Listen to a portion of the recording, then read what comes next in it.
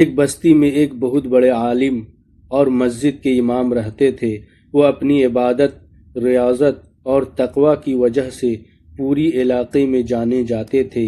ایک بار وہ کسی سفر پر نکلے، راستے میں ان کی نظر ایک یہودی لڑکی پر پڑی جو سور چرا رہی تھی۔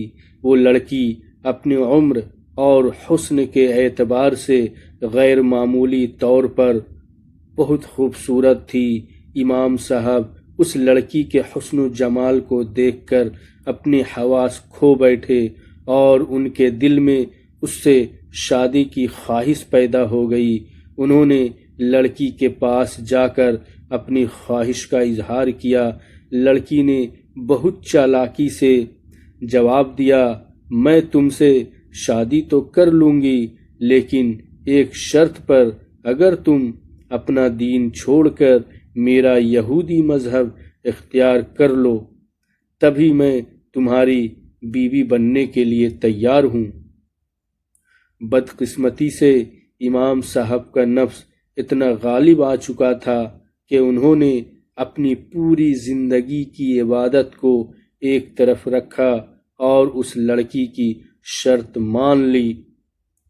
انہوں نے اسلام ترک کر کے یہودی مذہب قبول کر لیا اور اس کے ساتھ رہنے لگے۔ جب گاؤں والوں کو یہ خبر ملی تو وہ سوچ میں پڑ گئے۔ انہیں یقین نہیں آ رہا تھا کہ جو شخص ان کا امام تھا، جس نے انہیں خدا کی راہ دکھائی، وہ صرف ایک لڑکی کی خاطر اپنا ایمان سے ہاتھ دھو بیٹھا۔ گاؤں کے کچھ نیک دل اور باہمت لوگ اکٹھے ہوئے اور امام صاحب کے پاس پہنچے۔ انہوں نے امام صاحب کو روتے ہوئے سمجھایا، اے اللہ کے بندے، آپ نے یہ کیا کر دیا؟ آپ تو ہمارے لیے مشعل راہ تھے۔ کیا آپ بھول گئے کہ موت کے بعد اللہ کے سامنے جواب دینا ہے؟ کیا آپ ایک فانی زندگی کی لذت کے لیے آپ نے ابدی جہنم کا سودا کر لیا؟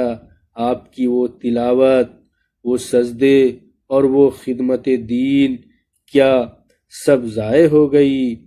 گاؤں والوں کی باتوں نے امام صاحب کے سوئے ہوئے ضمیر کو جگا دیا۔ انہیں اپنی غلطی کا شدت سے احساس ہوا۔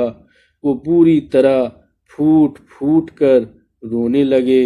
انہوں نے اللہ کے سامنے گڑ گڑا کر توبہ کی اور اپنی اس بڑی غلطی سے معافی مانگی۔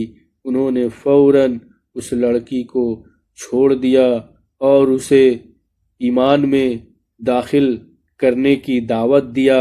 وہ لڑکی بھی اسلام میں داخل ہو گئی اور دونوں مسلمان ہو گئے اور دوبارہ کلمہ پڑھ کر اسلام میں داخل ہو گئے اور خوشی خوشی دونوں میاں بیوی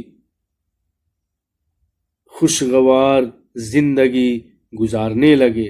یہ واقعہ ہمیں سکھاتا ہے کہ انسان کتنا ہی برا کیوں نہ ہو، اسے ہمیشہ اپنے ایمان کی سلامتی کے لیے دعا کرنی چاہیے، کیونکہ دلوں کا پھیرنے والا صرف اللہ ہے۔